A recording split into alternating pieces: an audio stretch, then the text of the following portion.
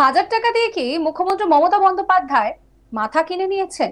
বিধানসভা নির্বাচনে ওনাকে আসন দিয়েছি, দিদি এমন ব্যবহার করলেন, সময় দিলেন না, হঠাৎ করে এসে সমস্ত কিছু ভেঙে গুড়িয়ে দেওয়া হলো। কাল থেকে আমরা খাবো কি? আমরা ভাবতেই পারছি না যে দিদি এমন কাজ করতে পারেন। দিদি সম্পর্কে ধারণাই পাল্টে গেল।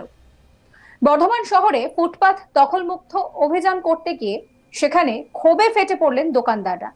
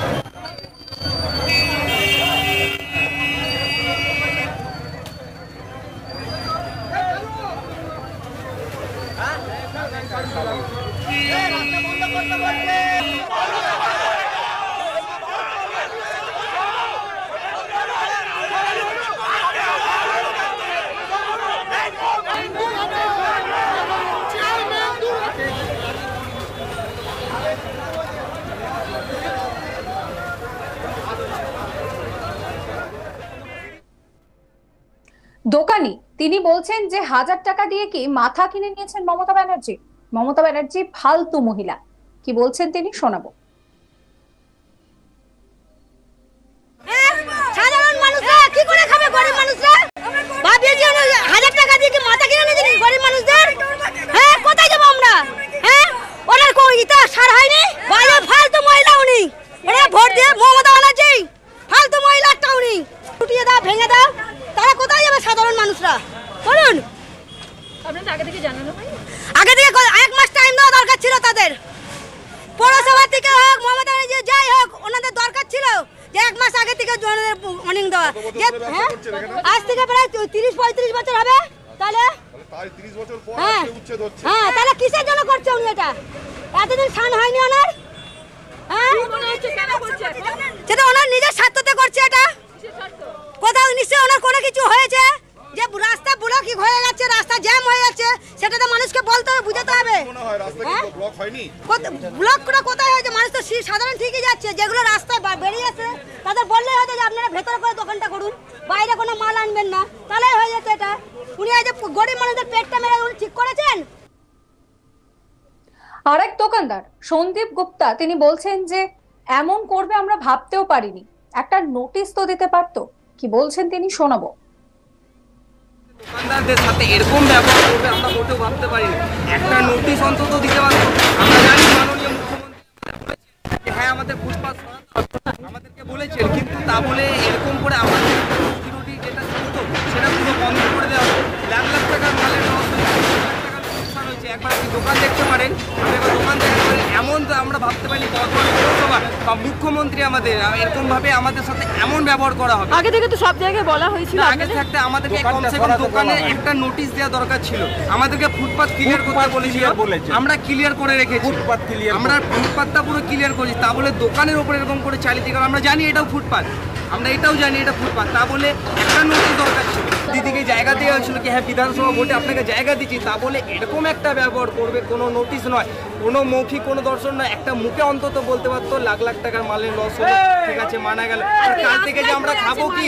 কাল থেকে যে আমার মতন আরো জনা আছে ওরা খাবে কি? ওদের খাবার জায়গাটা এবার তো চুরি জায়গারই জায়গা যাবে, এবার তো চুরি জায়গারই জায়গা যাবে। একটা অন্তত নোটিশ দরকার ছিল, একটা কিছু দরকার ছিল, কোনো কিছু না। পুরো মাল সব রাস্তায় পড়ে আছে। 1 মাস টাইম দিয়েছেন, এটাও তো 1 মাস টাইম দেওয়া ছিল। আবার উনি নোটিশ আবার মিডিয়াতে এসে বলেও ছিলেন কি আমি কোনো গরিব মানুষের পেটে লাথ মারতে চাইছি না।